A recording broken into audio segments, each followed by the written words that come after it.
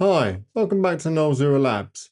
Last week we were out in the field at Equinix FR8 to perform a firewall upgrade on a Palo Alto pair. Um, Obviously that has drawn in quite a few subscribers and a bit of a few more comments to read through. Thank you very much for that. So if you haven't already, please hit the like and subscribe button. Um, and join the channel. That'll be greatly appreciated. But somebody left a comment about how they like to have their secondary firewall not configured with path monitoring or interface monitoring for failover, so that the two firewalls don't bounce backwards and forwards between each other if there is like a complete internet cutout. So like both firewalls lose access to the internet. And I thought about it for a while and I didn't really like the idea of that. I prefer to have them bouncing backwards and forwards. So at least if one of them does come back up, the other one would take over. Or if the one that failed over that wasn't doing any path monitoring, if firewall 1 came back up online, firewall 2 would never have a reason to fall back over. So I thought what we'd do is we'd have a video where we'd just go through the ins and outs of the Palo Alto failover mechanism, what you can do to cause a failover, what you can monitor to make it fail over, how which firewall decides which one it's going to come up as the primary or the active and which one's going to come up as the standby. So I thought we'd do a video just deep diving into Palo Alto failover mechanism on a active passive pair, just so that we can test and see what the scenarios are and the outcomes of if you configure it in one way versus another. So let's go and jump into the lab and we'll start having a look at this. So welcome to our Palo Alto lab. Now here in the lab we have two firewalls, PA3, PA4, i.e. firewall 1, firewall 2. They're configured in HA. They're fed by a redundant internet feed, and we have our Nexus VPC down below, which allows our two desktops, desktop 8 and desktop 7, to reach any one of these firewalls, be it while they're up, to access the internet. So at the moment we have desktop 7 sending a test ping to 1.1.1 through the firewalls. Up here, if I bring up, this is the management interface for firewall 1, PA3. We can see that it's currently the active of the two. Firewall 2, we can see that it is the passive of the two. If we take a quick look at the monitor on firewall 1 and we look at the traffic, we can see there's our traffic coming from the inside to the outside, from our desktop to the internet being allowed to ping. So we have traffic flow, everything's fine. So if we look at our redundancy configuration, so if we look at device and high availability, we can see we've got our basic HA setup. So we've got our HA enabled and we're configured for mode active passive. We've got a peer address that we're talking to, which is the secondary one. And we've got our active passive link state set to auto. And the only difference here is that we have a device priority of 100 for firewall 1. And if we look at firewall 2, device, HA, you can see again we've got the exact same configuration, except we're pointing at the IP address for firewall 1. And we have a device priority of 200. So what does the device priority do? Well, the device priority allows us so that on boot, there's going to be an election process.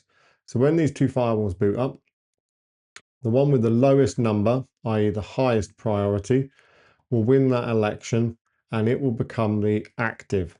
So on boot up, by default, PA3 will become the active, PA4, firewall 2 will become the passive. And that's what these two numbers do here in the device selection. Under our HA configuration communications, this is the inter communication. So we have our control link and our data link. So this is where we're establishing that connection between our two firewalls. This side, the IP address is 112, and on firewall 2, it's 111, which corresponds to the IP address that we're pointing at. We're saying, hey, create a peer connection to this address, which is the address on HA1 interface on firewall 1. We also have a HA2 interface, which is configured for session synchronization, and it's just using layer 2 connectivity, and we're also using it for keep alives. So that's what giving this option here means.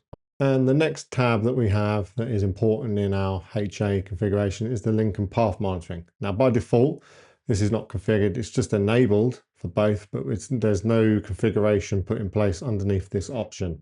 So right now, you're saying, well, how does failover work? Well, what we have configured at the moment is that the failover will work based upon if the device is up. So at the moment, we can see that we have our traffic stream flowing from this desktop up into the switch and up through PA3 and then out through ISP gateway 1 up to the internet gateways, etc.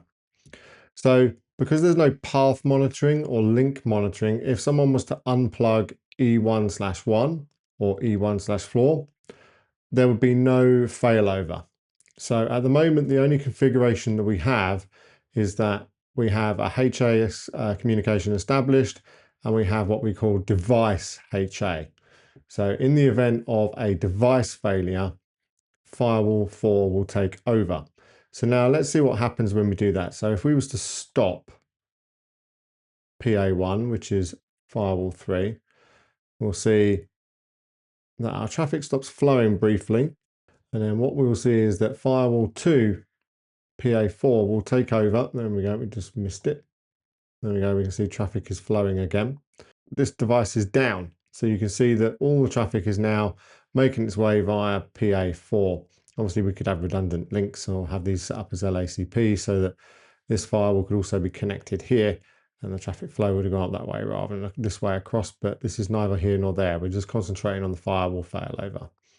So if I start PA3 back up, what we'll see is we'll see PA3 will boot back up. And if we go over to firewall 2, which is the one that is currently on, and we go to our dashboard, we can see that it is the active and the peer, which is firewall 1, is currently unknown because all of our HA interfaces have gone down because we've lost complete access to that device. So what will happen now in this instance under this basic configuration is that firewall 1 will come back online, but traffic will continue to flow via firewall 2. Traffic won't automatically fall back onto this device because I'm going to jump into that now. If we look under our election settings, yes, we had this device priority on firewall 2 of 200 and firewall 1 is 100.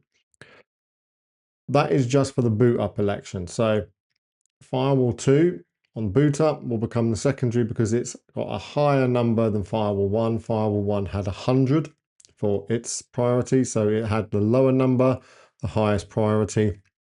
So it became the active. Now, underneath is this thing called preemptive. Now, what this will do is that if you tick it, and you have to tick it on both firewalls, it has to be ticked on the secondary and the primary. What that will do is that you are then specifying that whichever device has the higher priority, i.e. the lower number, when it comes back online, once everything is stabilized, you want that device to become the primary again. That's when you tick this option. So after this failover, this device failed, it went down, somebody unplugged it. Firewall 4, FW2 took over, handled all the traffic, and it will stay handling the traffic now until somebody performs a manual intervention to force the traffic over, or if someone was to pull out or reboot firewall 4, the traffic will fall back over onto firewall 3. That's by default.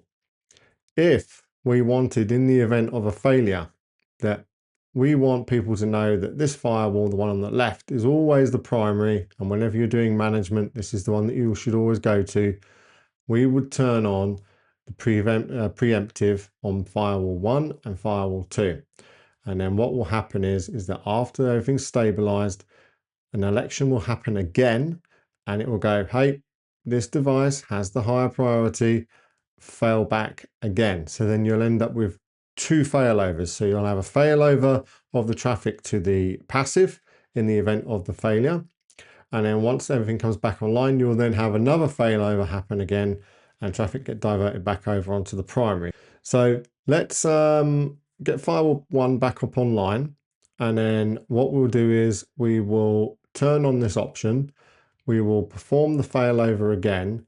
And then what we'll see is we'll watch and we'll see the failover happen a second time as traffic then gets moved from firewall 4 back onto firewall 3 once it's stabilized and comes back online. So let's enable this on firewall 2. We'll do it here first because it's currently the active. So we'll commit that change.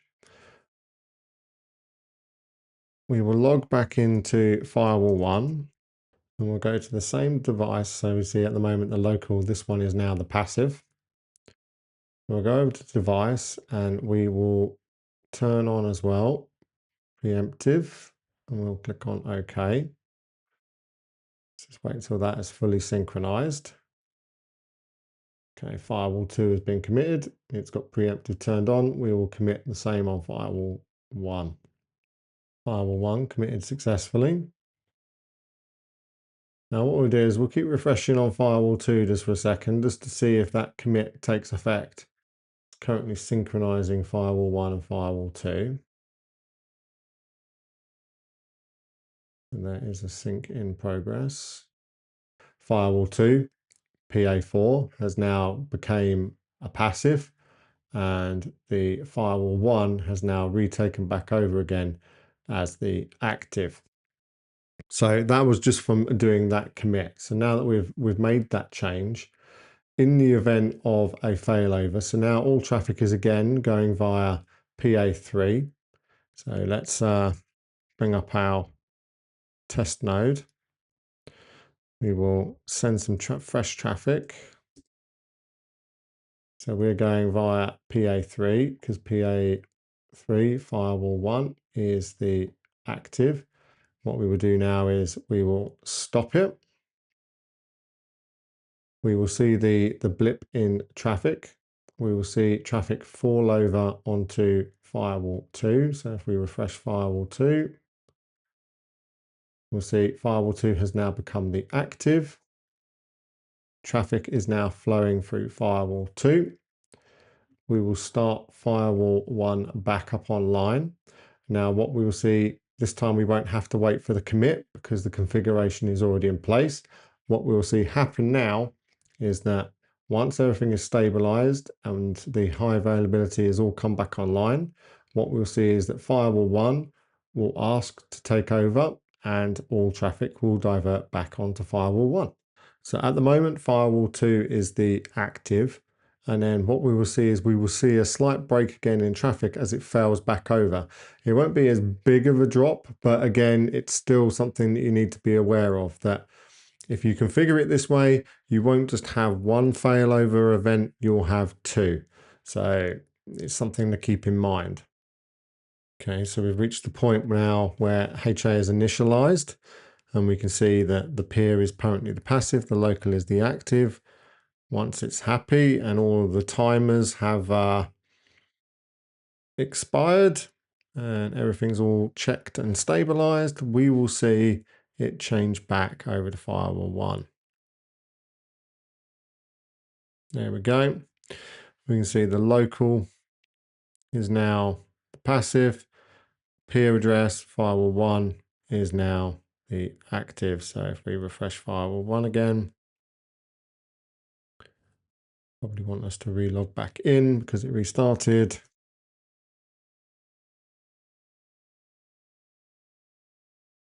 And there we go, we've logged back into firewall 1. We can see that it is now the active and firewall 2 is the passive.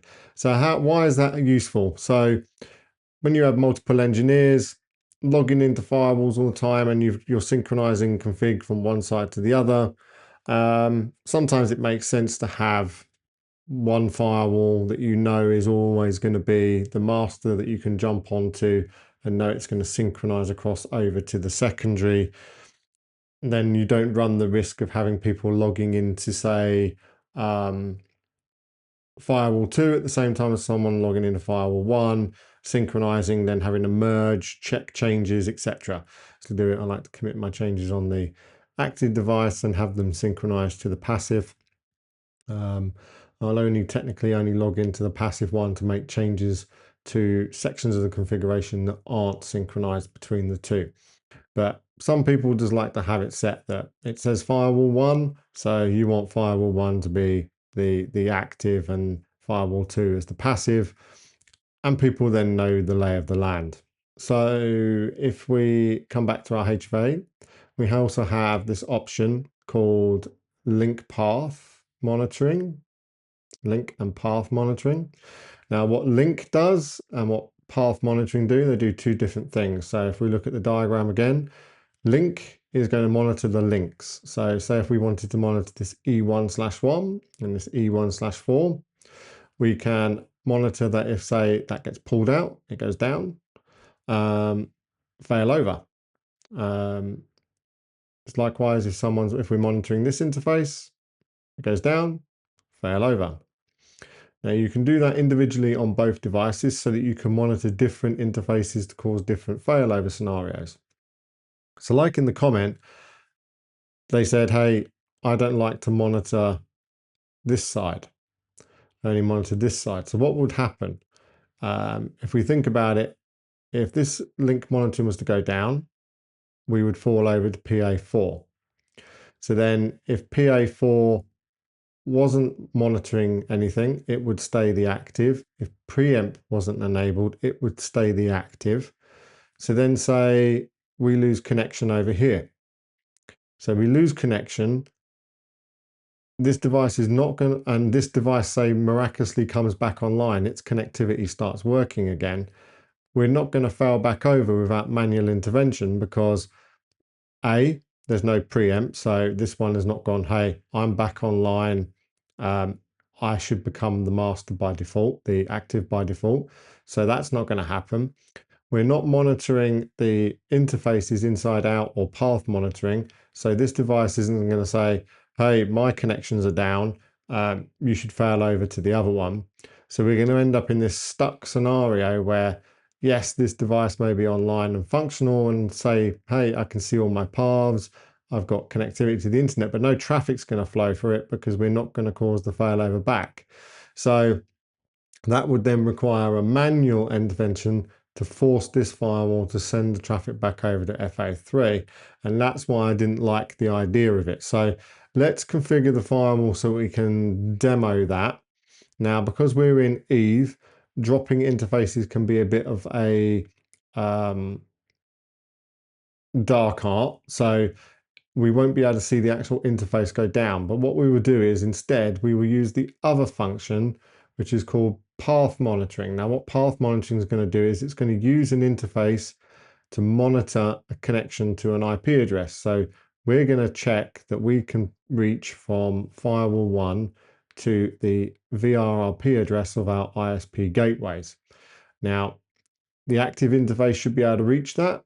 And as long as it can reach that, then the device won't fall over. If the second it can't reach that, because we will shut an interface down on the switch, it will cause a failover.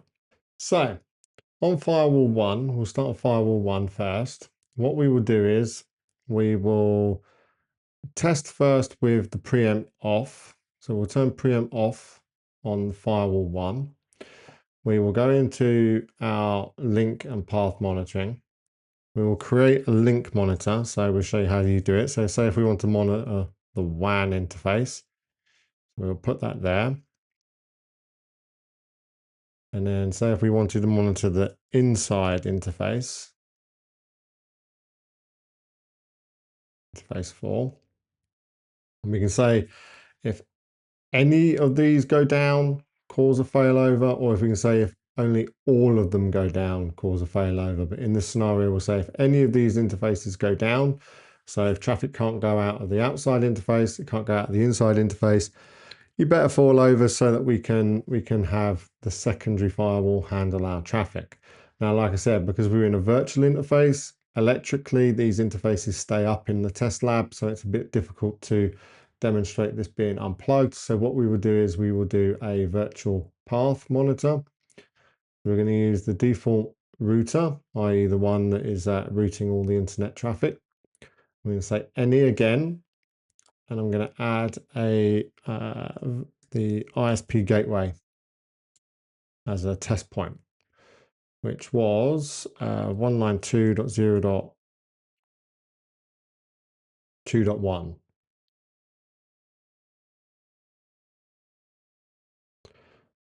And we'll click on OK. So what this will do, I'll commit this. So what we're monitoring now is not only in the event that this device dies, stops working, power gets taken out, failover. We're now also saying, hey, if someone was to unplug E1/1 or E1/4, failover. We're also saying, hey, if this gateway cannot reach the VRRP address, the default route address for traffic to go upstream, failover. Likewise, we could do a similar downstream check to a internal gateway. So if this interface ever loses connectivity, failover. So now we're covering all of our bases for this device. So if this device loses power, any of its two interfaces get unplugged, if it loses its path to the upstream, failover. So this is set up on firewall. So now let's jump over to firewall 2. So let's edit. We're going to disable preempt on this one because it's disabled on firewall 1. So now firewall 1, like we said, is configured so that if this interface goes down, it loses its path to the upstream, failover to firewall 4, i.e. FW2, and traffic will take that route to the internet. Fine. So now let's cause a failover by killing the path for the traffic flow. So let's double check, make sure our traffic is flowing. Traffic is flowing. Let's jump on to this switch here. Let's kill this interface here. So let's shut it. So that is shut down. We'll see traffic is still flowing. Traffic has failed over a lot quicker than the whole device going down. We go to the dashboard of firewall 2, we can see it's firewall 1, we can see it's non-functional, path is down. So the peer, firewall 2, has become the active. So if we come over here to firewall 2, it is the active, and it says here that this peer has got a non-functional path down. So that's why traffic is now going via firewall 4, because it can't go via this way. Even though the device is up, the device knows that one of its data paths is down. Traffic would not be able to make its way to its destination, so it's failed over, which is good. Okay, so now let's bring, for the first test, let's bring the interface back online. So we'll restore connectivity to PA3. And what do you think is going to happen? PA3 will stay as the passive. It's got no reason to take over as the primary again, because we are not configured to preempt and go back over to the first firewall for the highest priority. So let's no shut that interface. So we bring this interface back up online so that the path can work. We will refresh firewall 1. We can see that it has become the passive, and firewall 2, PA4, has stayed as the active firewall. So let's hit refresh. There we go. So everything's all functional. We've still got data flowing. That's all good. So now let's do our second test, where now that this is the primary, and we've forgotten, and this is the other scenario that I was thinking about, is that now that this is now the primary, the only monitoring that we've got in place on this firewall is if the firewall it dies completely. So if the power goes out on this device, we will fail back over onto PA3, i.e. firewall 1. But what happens if we lose a link? So if we jump onto this switch and we drop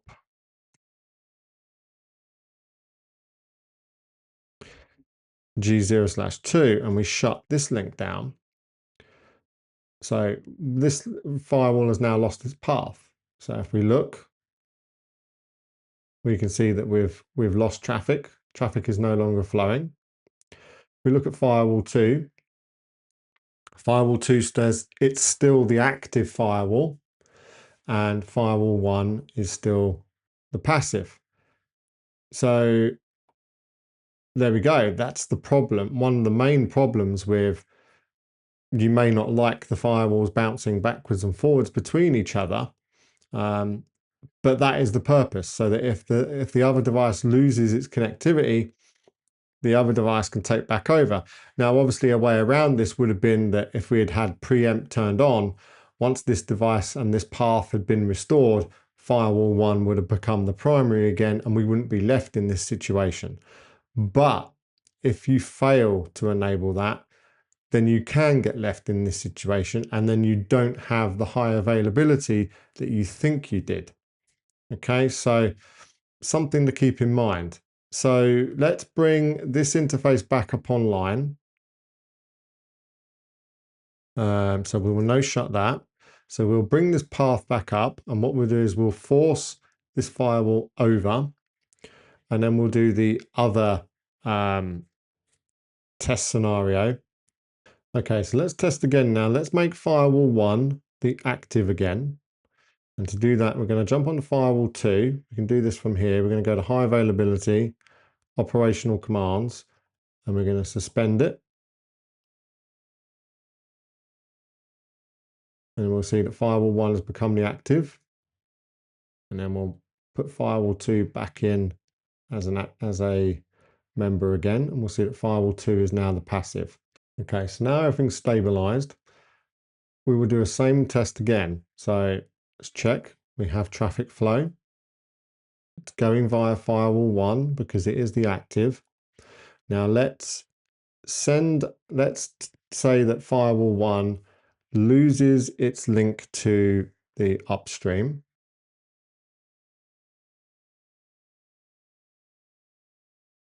So firewall 1, gateway 1, let's shut its link to the upstream, this link here. So let's refresh again. Okay, so it's got a path down, so it's lost its path.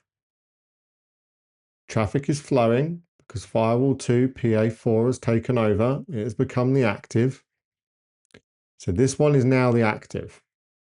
So the next issue that can happen if you have it configured this way is, so now let's drop the path for PA4, which doesn't have the path monitoring configured or the preempt turned on. So now PA4 has lost connectivity. Our traffic has stopped flowing. We hit refresh. We can see that firewall 1 is non-functional. The peer, firewall 2 is the active. So let's say the connectivity now restores back to firewall 1. So we will no shut. So we now have connectivity actually restored to firewall 1. So if we hit refresh, we can see that it can see that the path is up, and we can see that it is the passive, and firewall 2 is still the active.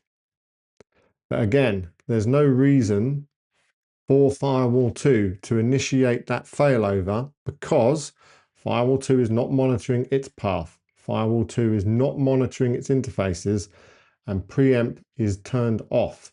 So because firewall 1 has recovered from that failover, there's nothing forcing this guy to become the active again. So our clients and our servers behind the firewall have no access. So if we do the similar device and we come over here, do our operational commands, let's force the failover. Firewall 1 is now the active. Let's bring firewall 2 back up online. Let's check. we've got connectivity restored. So you can see how it could be a bad thing. So let's now check. Let's bring that back up so that both of our firewalls have got connectivity again. Now this time, what we will do is we will turn on the preempt. So we'll turn preempt on in both of them. We'll do the same failover and we'll see what happens that time. And then for one final test, we will put the link path monitoring on both, and then you'll see how the devices can then fail over seamlessly in either direction without any issue. Jump back up onto firewall 1. Let's turn preempt back on.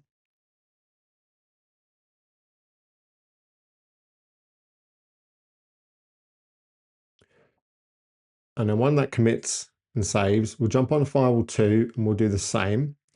And then after we've done this test, we'll then do my recommended setup is that if you are link and path monitoring on one, you do it on both. Regardless of if you have preempt turned on or off, you should always monitor both so that in the event that some sheer like circumstance that you fail over onto your secondary and it then loses connectivity gets restored onto the first one, at least you can then instantaneously move back over onto the live firewall and you will then have connectivity restored and you won't have angry shouting people at you.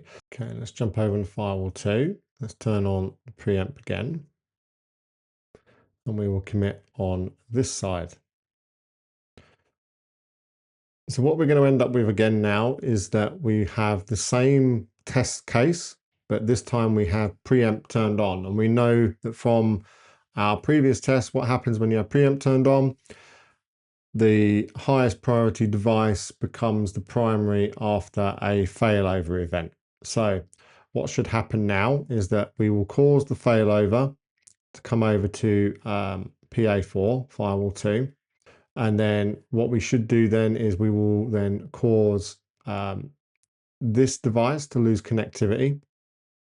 And then we will then cause this device to get restored. But then what we should see then is that once this device is restored, this device should preemptively turn around and go, hey, I'm the highest priority, make me the main one again. I've recovered from my failure state. It will take back over and this device will be stuck in its failure mode. So now let's cause the failover this time again. Let's double check that we have traffic flow. Yes, we do. So gateway 1, let's shut 3. So we should see that we lose our path for firewall 1, which will cause a failover due to the link and path monitoring that we have in place. So firewall 1 has failed over and firewall 2 has become the active. Now let's cause the failure again on the other side. So we will shut this interface. So they have now both got a failure. But obviously, like we've seen, there is no reason for firewall 2 to perform a failback because it's not monitoring its paths. So we will see now that our devices have lost connectivity. So we've got no traffic flow. So if we refresh, we can see that yes, firewall 2 is still the active and the other side is down due to a path fault. Now let's restore our faulty primary, which was on here. Let's no shut that interface. Obviously, if the interface came back up on firewall 2, traffic would start flying and you wouldn't have a problem. But if you had two separate ISPs and they've both gone down, then obviously you've got big problems. But this is the event of just making sure that it does it automatically without you having to have some kind of manual intervention to bring them back up. Firewall 1 should become the primary because we have preempt turned on and it has now recovered from its fault. It does actually have a path. Firewall 2 doesn't have a path, but we can already see we've got traffic flow. So if we hit refresh, we can see, yes, that did happen. Firewall 2 became the passive. Firewall 1 became the active. So what have we learned from that? We've learned that if you configure it in such a way that you have link path monitoring only enabled on one side of your firewall HA, you must have preempt enabled. Otherwise, in the event that firewall 2 loses any form of connectivity or fails, without actually physically going down, like a link fails or a route fails, you will not fail back onto the firewall 1 if it is active. So for a final test, let's do belts and braces. Let's do it two ways. We'll test with the preemptive on and we'll test with the preemptive off to show that if you configure link path monitoring correctly on both sides of the HA setup, it shouldn't matter. That whichever one fails will the traffic, it will bounce backwards and forwards and it will make its way back to the correct one that is live. And we will jump onto firewall 2, and under here we will do link and path monitoring. And again, we're going to monitor our WAN interface for physical failure. We're going to monitor our LAN interface for physical failure. And then we're also going to monitor via the default router our path to the ISP gateway. And that was 192.0.2.1, I think. 192.0.2.1. Perfect.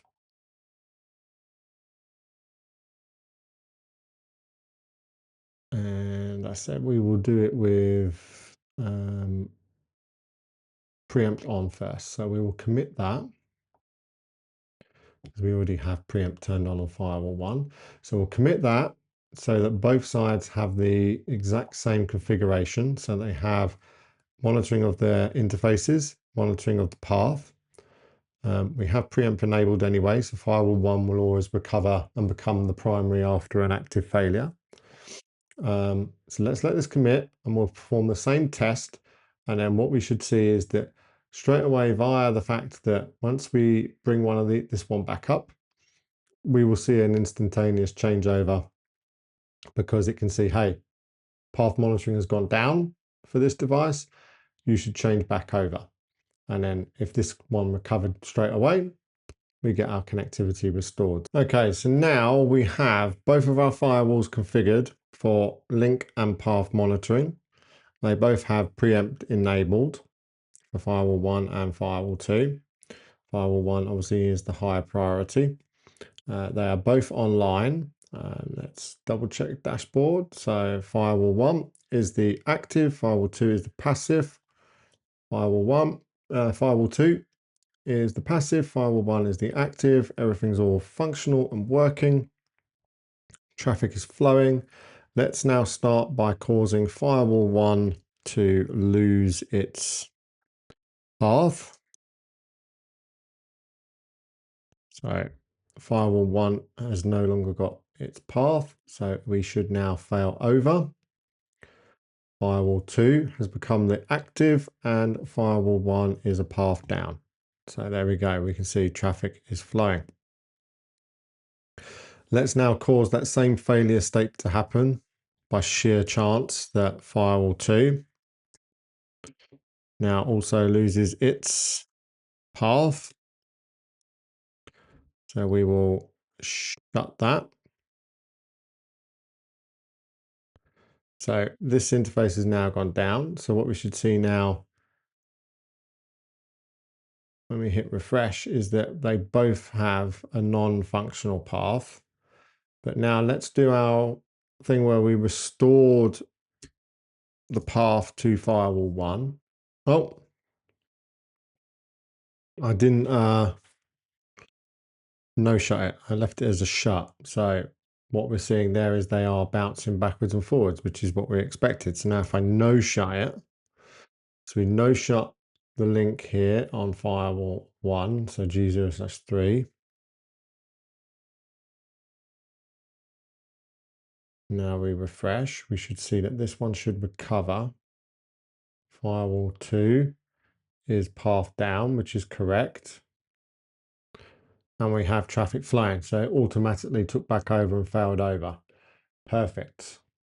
So let's restore the path to firewall 2. Let's do a no shut command this time instead of a shut. So we should see now that firewall 2, its path down state will change back up to up.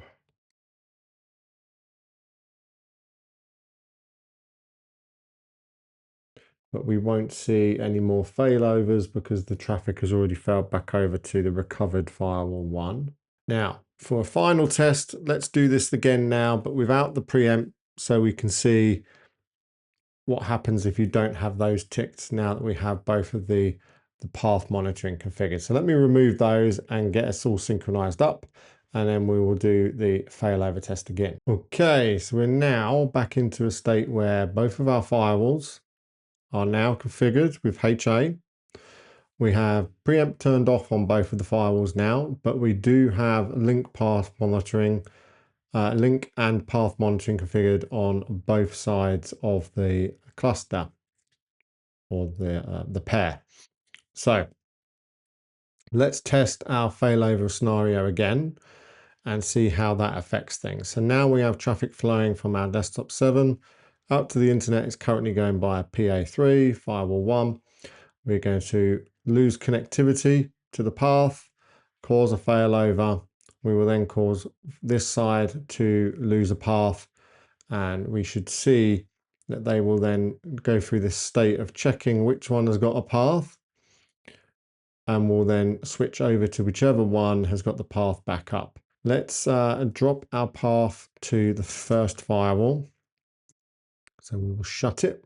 So we now lose this connection. So the path should now change to PA4, firewall 2. So we jump to our thing so we can see it. Yes, it has become the active.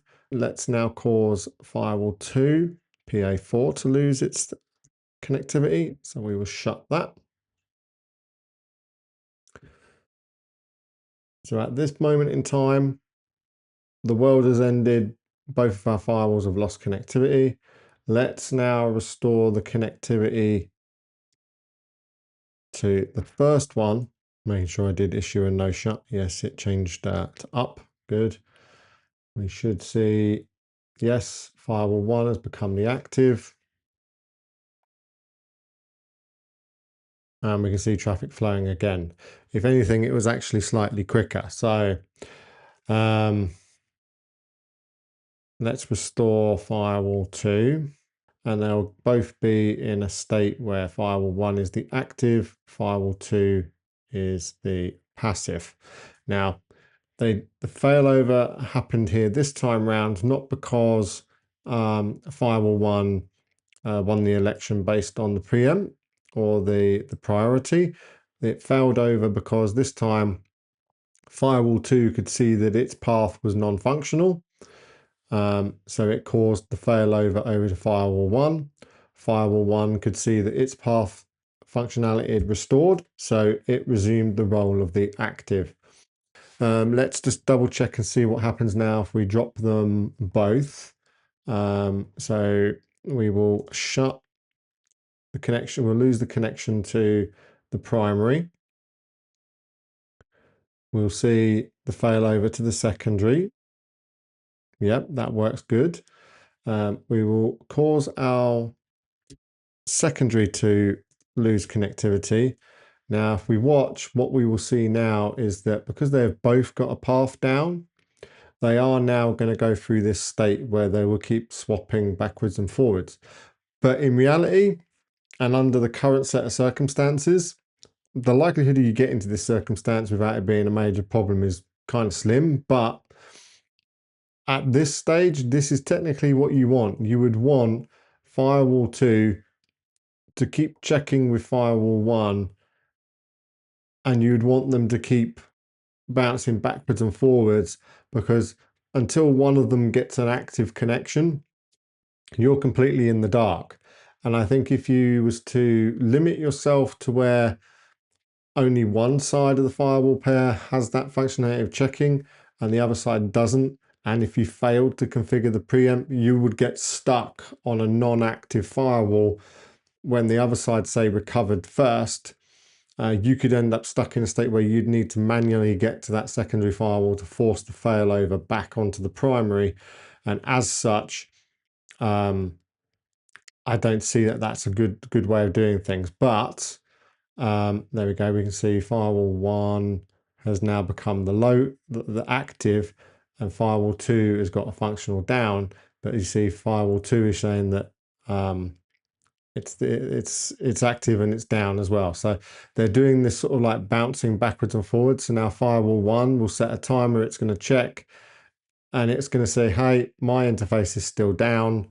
And then what it's going to do is it's then going to bounce back over to the second. So at the moment, firewall 1 has become the active. But once we see that this fails, say firewall 2 did come back up before firewall 1. So if we brought this link back up, no shut, what we'll see is that firewall 1, even though it's now the active, it's now got a firewall down. Firewall 2, it's bounced back over to firewall 2. Firewall 2 has become the active. And then in a second, we should start seeing traffic flowing again without any form of manual intervention. And there we go. We have traffic flowing, but now it's flowing through firewall 2. But obviously with this current setup, even if we restored firewall 1, so no shut, you'll see that we will restore the connectivity to firewall 1. Its path will change to up. It will become the passive, and firewall 2 will stay the active until either manual intervention fails it over, or we configure preempt and we make sure that our firewall 1 becomes the active. So there you go. That's a little breakdown of the ways and means of how Palo Alto active passive devices fail over. I hope that gives you an understanding of why it's probably not a good idea to leave one of your devices on one half of your HA pair configured to not respond to a path or a link failure if you've configured one side, especially if you've not configured preempt, so that in the event that the firewall 1 does recover, you would get stuck on that firewall 2 with it down state. But again, it's one of those scenarios that the likelihood that you're going to end up with the other firewall completely losing connectivity as well as the primary at the same time, you've probably got some other issues that you need to be worried about. But that's all I've got for this video. I hope you enjoyed it. Remember to like and subscribe. I was hoping to do a video with some real life hardware this week for the Cisco 7301 routers. I ordered a couple of those from eBay so that we could do a real life LAC to LNS with a radius server set up for connecting PPPoE clients and doing it in the real world rather than in the virtual lab.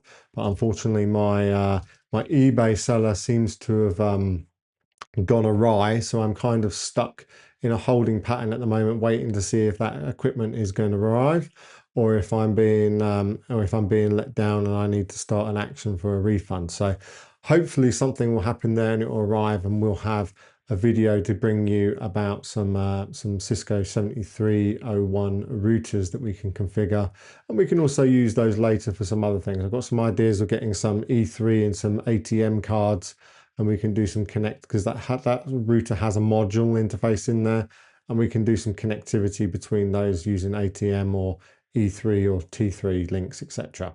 So thank you very much for watching, and I'll see you on the next one.